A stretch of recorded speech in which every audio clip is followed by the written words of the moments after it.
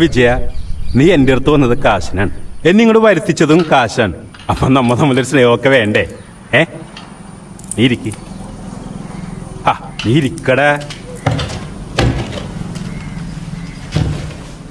കൈ കാശുള്ളത് കൊണ്ടാണോന്ന് അറിയില്ല, യുവമാർക്കൊക്കെ എന്നോട് ഭയങ്കര സ്നേഹമാണ്.